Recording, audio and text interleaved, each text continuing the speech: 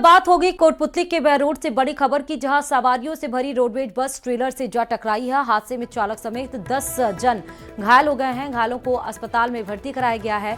Police मामले की जांच में जुटी है। बहरोड के हाईवे स्थित होटल प्रिंस के पास की घटना बताई जा रही है। ज्यादा जानकारी के साथ सहयोगी हीरालाल खबर पर जुड़े हुए हैं। हीरालाल, सवारियों से भरी रोडवेज बस ट्रेलर से टकराई है, क्या कुछ जानकारी?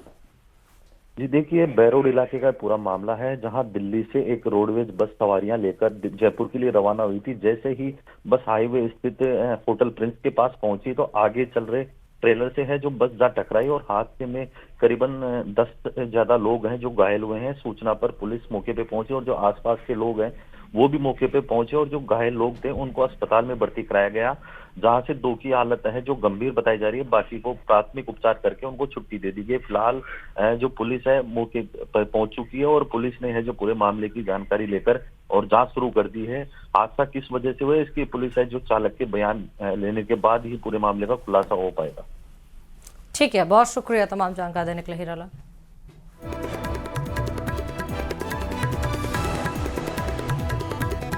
नागौर के जोदियासी से खबर है। महाराजा सूरजमल की मूर्ति लगाने को लेकर विवाद का आपको मामला बता रहे हैं, जो कि कल से ही चल रहा है। जोदियासी गांव में चप्पे चप्पे पर पुलिस जाब्ता तैनात है। मौके पर फिलहाल शांति बताई जा रही है। 2 पक्ष आमने सामने हुए। एक पक्ष बातचीत के बाद धरने से हट गया है, लेकिन दूसरा पक्ष अभी भी धरने पर डटा है। पुलिस ने धारा 163 लगा दी है। विवादित जगह पर मूर्ति लगाने वाले लोगों के खिलाफ कार्रवाई की मांग यहां पर की जा रही है। तो कल से ये मामला अभी शांत नहीं हुआ है। हालांकि आप देखिए कि पुलिस का जाब्ता यहां पर तैनात है। कल तो आरएसी की 3 टुकड़ियां भी डिप्यूट की गई थी, लेकिन अभी 2 पक्ष आमने सामने थे। टेंट लगाकर दोनों पक्ष आमने सामने बैठ गए थे। एक पक्ष तो बातचीत के बाद, समझाइश के बाद उन्होंने प्रदर्शन हटा लिया है, वो धरने से उठ गए हैं, लेकिन दूसरा पक्ष अभी भी धरने पर डटा हुआ है। और पूरे इलाके में धारा 163 लगाई गई है और साथ ही अभी फिलहाल मौके पर शांति व्यवस्था कायम है। यहां पर गिरफ्तारी की मांग की जा रही है उन लोगों की जो विवादित जगह पर मूर्ति लगाना चाहते हैं।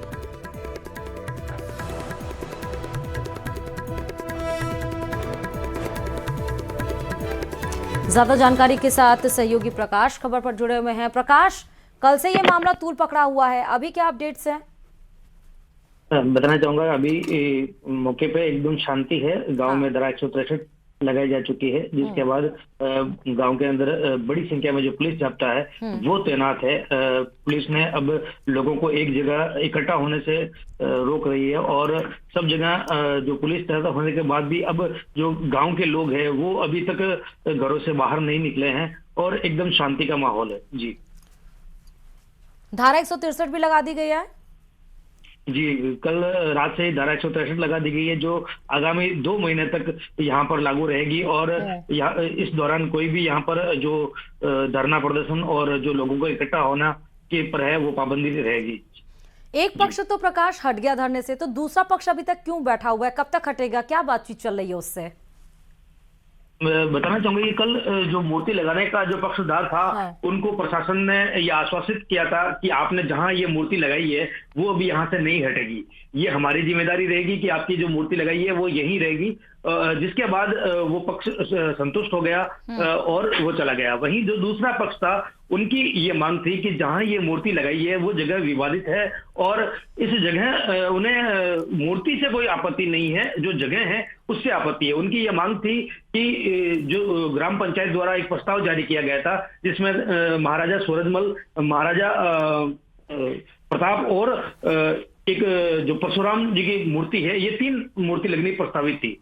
उनकी मांग थी कि ये तीनों मूर्ति एक ही साथ एक पार्क में लगाई जाए।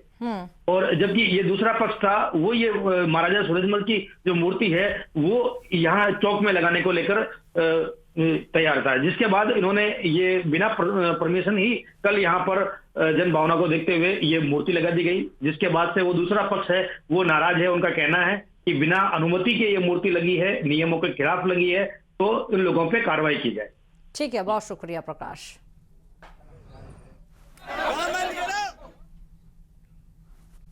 चलिए हनुमानगढ़ से बड़ी खबर है। टिब्बी में एथेनॉल फैक्ट्री के निर्माण का गांव वालों के द्वारा विरोध लगातार जारी है।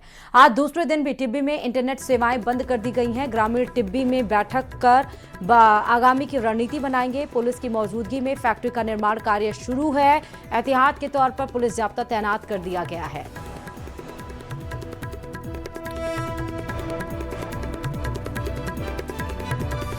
तो वहीं हनुमानगढ़ के टिब्बी के राठीखेड़ा गांव में करीब 2 साल से एथेनॉल फैक्ट्री का विरोध हो रहा है, लेकिन मंगलवार को प्रस्तावित एथेनॉल फैक्ट्री पर विवाद एक बार फिर गर्मा गया। विरोध में 70 लोगों ने गिरफ्तारियां दी। टिब्बी में हालात अब तनावपूर्ण बने हुए। एहतियातन के तौर पर पुलिस जाब्ता तैनात किया गया।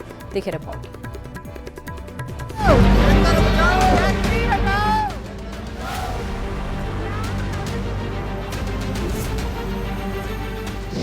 एथेनॉल फैक्ट्री का विरोध हुआ तेज। टिब्बी में हालात अब भी खराब। कई लोगों ने विरोध में दी गिरफ्तारियां।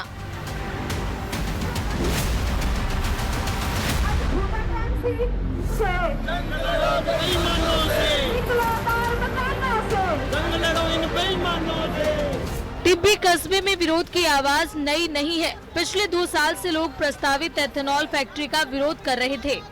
एक तरफ पुलिस की मौजूदगी में फैक्ट्री का निर्माण कार्य शुरू हो चुका है, वहीं दूसरी तरफ धरना दे रहे ग्रामीणों ने सामूहिक गिरफ्तारियां देकर विरोध को और मुखर कर दिया। हालात को देखते हुए टिब्बी में भारी पुलिस जाब्ता तैनात है और इंटरनेट सेवाएं बंद है।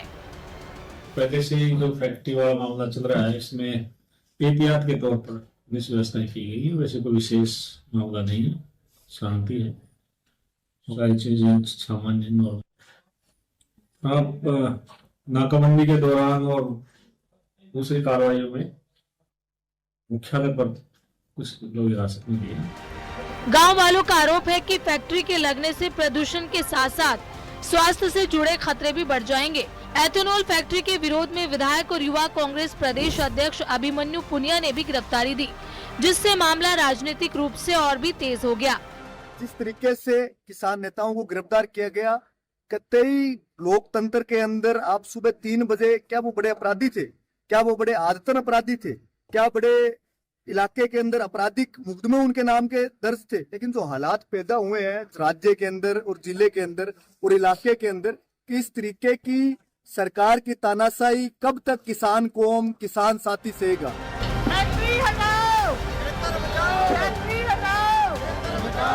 इथेनॉल फैक्ट्री को लेकर टिब्बी में जारी टकराव अब नए मोड़ पर पहुंच गया है। एक तरफ प्रशासन विकास और निवेश की बात कर रहा है, वहीं ग्रामीण अपने स्वास्थ्य और पर्यावरण को लेकर चिंतित हैं। सामूहिक गिरफ्तारियों और निर्माण कार्य शुरू होने के बाद अब टिब्बी में हालात पर सबकी नजरें टिकी हैं। वही पुलिस प्रशासन के आला अधिकारी का कहना है कि करीब 500 करोड़ रुपए की जो फैक्ट्री लग रही है, उसका लगातार विरोध हो रहा था। वो फैक्ट्री नियमानुसार बन रही थी और फिलहाल जो है फैक्ट्री का जो कार्य है बताया जा रहा है कि शुरू हो चुका है और यहाँ पर पुलिस प्रशासन के आला अधिकारी ग्रामीणों से समझाइश में जुटे हुए हैं। राजू रामलिया, न्यूज 18 राजस्थान, हनुमानगढ़। और चलिए अब बात सीधे जयपुर से बड़ी खबर की। भजनलाल सरकार की कैबिनेट बैठक आज होनी है। शाम 4 बजे सीएम भजनलाल शर्मा की अध्यक्षता में ये कैबिनेट बैठक होगी, जिसमें कई सारे महत्वपूर्ण प्रस्तावों पर मुहर लग सकती है। आधा दर्जन विभागों से जुड़े प्रस्तावों पर फैसला होगा। निवेश बढ़ाने के लिए कई कंपनियों को रियायती दर पर भूमि आवंटन संभव बताया जा रहा है।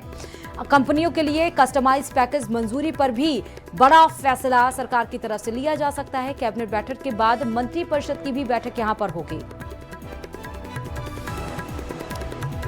तो कई सारे जो फैसले थे, जो लंबित थे, उस पर आज फैसला हो सकता है, मतलब मुहर लग सकती है। जैसे कि कंपनियों के लिए भूमि आवंटन की बात हो या रियायती दरों पर देने की बात हो, ताकि प्रोग्रेस हो, कंपनियां आए, अपना सेटअप करें और इकॉनमी, जीडीपी राजस्थान की है, अर्थव्यवस्था है, वो उसको थोड़ी और धार मिले, थोड़ा और वो विकास की ओर रफ्तार पकड़े। आगामी कार्यक्रमों की रूपरेखा, संभावित घोषणाओं पर आज मुहर लग सकती है। 10 दिसंबर को होने वाली प्रवासी राजस्थानी दिवस के आयोजन पर भी बात हो सकती है। निवेश बढ़ाने के लिए कंपनियों को रियायती दर पर भूमि आवंटन संभव है।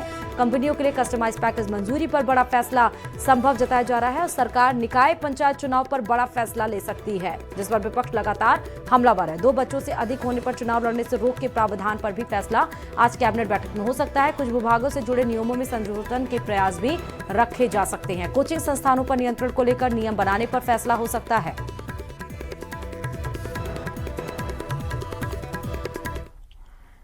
तो वहीं जयपुर से बड़ी खबर आपको बता रहे हैं, पीएम मोदी आज जारी करेंगे पीएम किसान सम्मान निधि की 21वीं किश्त, यानी कि आज किसानों के लिए बड़ा दिन है। आज 21वीं किश्त जारी होगी पीएम किसान सम्मान निधि की।